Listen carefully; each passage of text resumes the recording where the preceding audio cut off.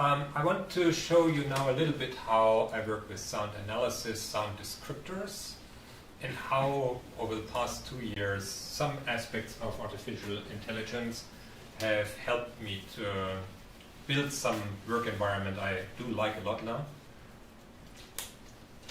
Now, as this is a quite complex topic, and I just 3 weeks ago, I think, made a video about AI in my workflow, which explains these things in much more detail. I can't go into all the aspects of this now.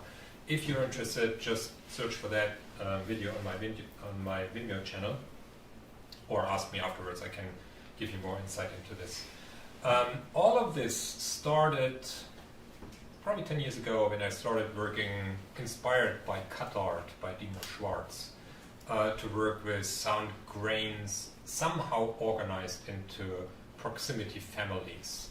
So let's say we use a certain set of analysis dimensions, so we can look at the duration of a sound, its pitch, the loudness at the very moment of the attack, or the overall energy, or the pitch. Or if we are not in a very pitched sound, we can look at the center of the spectrum, the centroid, brightness, noisiness, etc. So we have a long list of these descriptors, and we can analyze sounds and then organize them into a 2D space. And that is how most of the cut art interfaces, or the interfaces inspired by cut art, have been working. So we see on this screen here actually two views, if you like, at the same data set. So I have samples, and on the left side they are organized centroid on the Y and duration on the x-axis, and here we look at average energy and noise ratio. But while I'm looking at the average energy and the noise ratio, I have no idea where my duration is. It is analyzed, but I have no access to it because I can only look at 2 dimensions at a time.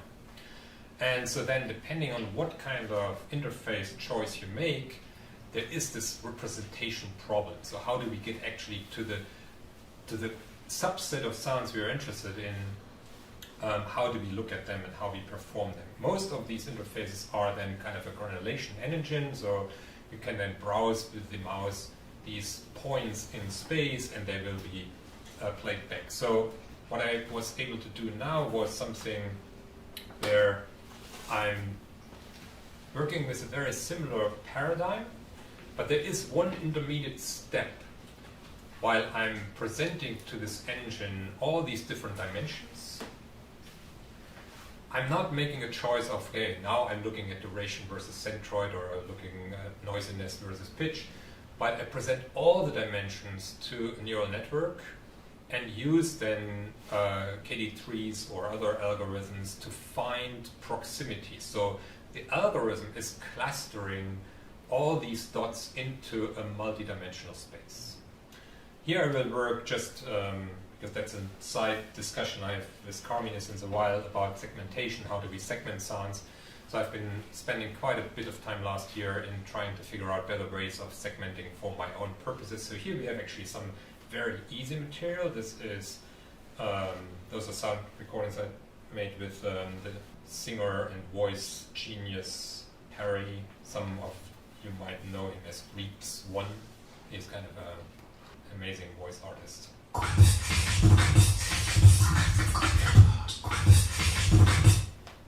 So what I did in order to come up with better segmentations, or why do I want to segment it? I don't want to use this entire phrase. I want to get to the smallest musical unit and then have that represented as one dot in my space. So what you see here, this is a short moment out of this long recording. Then I made a segmentation by hand where I feel that those are the moments where I would segment.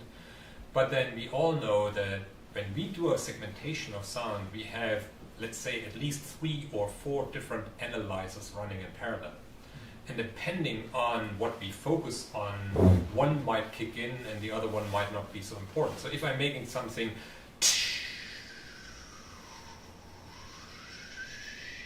the beginning is certainly clear because there was an amplitude change, and then you have to figure out when it is more noisy, when it does go into pitch, but amplitude doesn't play a role anymore. So it's the spectral shape, but also proximity to vowels, proximity to noises we know. So there's a lot of layers going on in this segmentation.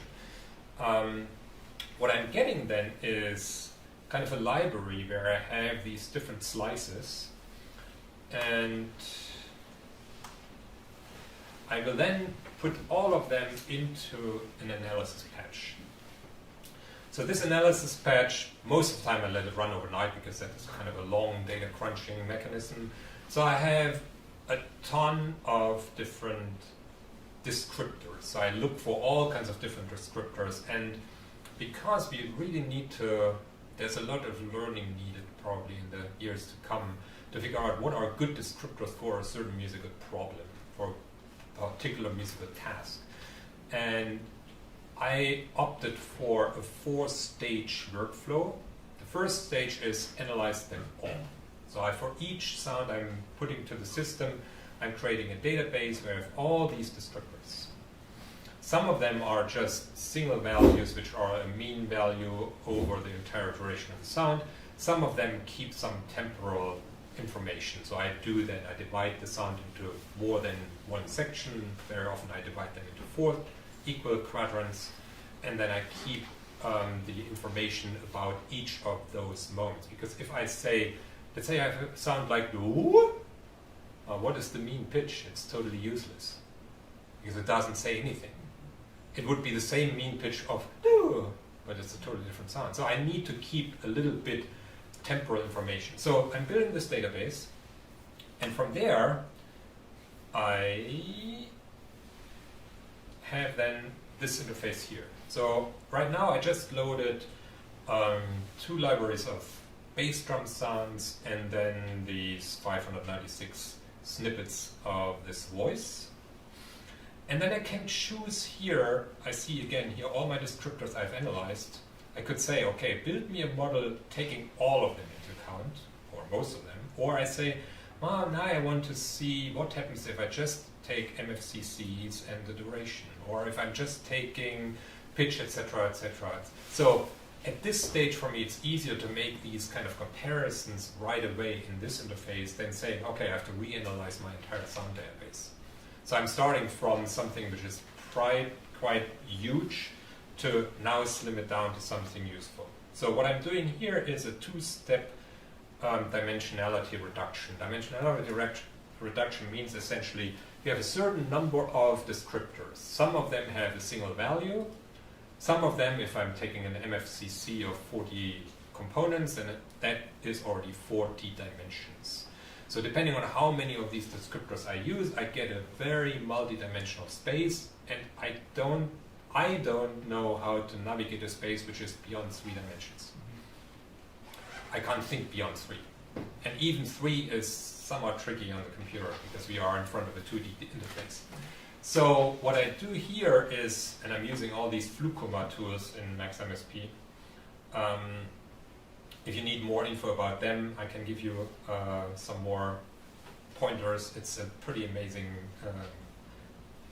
work out there. So I'm using first the PCA, so I'm reducing the number of dimensions to something. And here comes my musician brain saying, okay, to how many? I mean, how much data do I reduce? And then I say, okay, so if you have, let's say you take a nice picture with a digital camera and you have this kind of 5,000 by 6,000 pixels, that's amazing. To how much can you reduce it to still recognize your subject? I mean, if you reduce it to 4 pixels, well, you get 4 different colors, but you don't know what the picture was. So the question is, how much data reduction allow to still have something which is useful? And the PCA allows us actually to make a comparison to how accurate your data set still is if you reduce it by a certain amount. So what I'm doing here is I have an input dimension, let's say of 700 dimensions, and I say I want something where I still preserve, let's say, 85% of accuracy. Now, how is data reduction possible?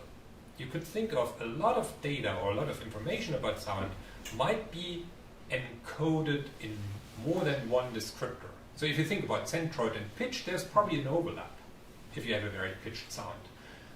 So I can probably bring it down very often. I'm starting with 200 dimensions. I can bring it probably down to 100 dimensions in the first step, still by carrying 85% of accuracy. And then I'm using a UMAP, which is second data reduction process, to bring it back into these 3 dimensions I can actually plot. And what you see on the upper right is now this 3-dimensional model. And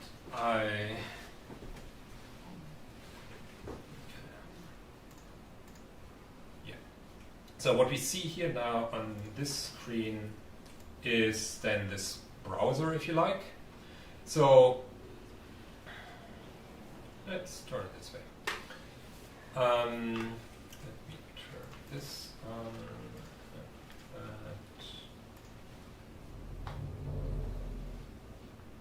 Okay. So what the algorithm did right now, it was presented with these kind of cut up vocal samples and then all kinds of bass drum sounds. So you will see up here it's all the vocal stuff. And also you hear now that I'm getting into voice sounds which are a little bit more like, and they are, to no surprise, close to the brush sounds on the bass drum. So you could think of anything presented to the model described with the same descriptors is now put into 3-dimensional space of proximity. And then we can start browsing them, and yeah, for me it's kind of a playback engine. Now, why do I present this space in 2 views? Even if I have this ability to rotate it around the 3 axes here, sometimes it's really hard by looking at it from just one view to figure out the 3rd dimension. How deep am I actually with my mouse pointer? What I'm doing is I'm just figuring out where my mouse pointer is on the XY here. I'm making a projection into the 3rd dimension, and then I'm picking out the closest dot to that kind of perpendicular line. And on the lower display, you could think of you're looking at that presentation from the right side. Okay, so I'm looking at the same image from the other angle. So if I'm up here, I can also go down here and play it from here. So that gives me just one more possibility kind of to understand my data set. And then what we have here is the same engine with my bird flocking algorithms. So now we have 2 convolution engines. I'm clustering the sounds here into streams of 4 or sometimes 8 sonic channels, if you think. And they are then spatialized with 2 bird flocking groups here into the total 3-dimensional space.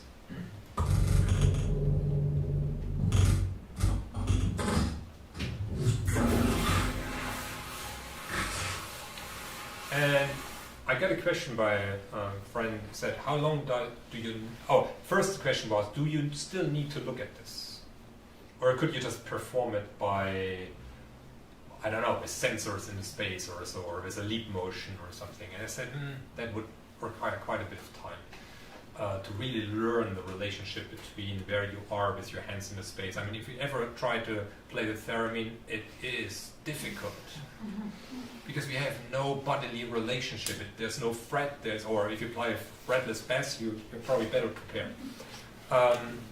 But just doing it by waving your hands in the space is really hard. So for me, I spend probably 20 minutes on a certain data set and learn where the different dots are, and then I start almost like with my objects on this drum head to learn, okay, if I'm browsing around this, I'm getting these type of gestures, etc. And then I'm tweaking the algorithm for my voids here to adapt also the speed of their movement and all of these kind of parameters to the type of sonic gestures I'm producing with this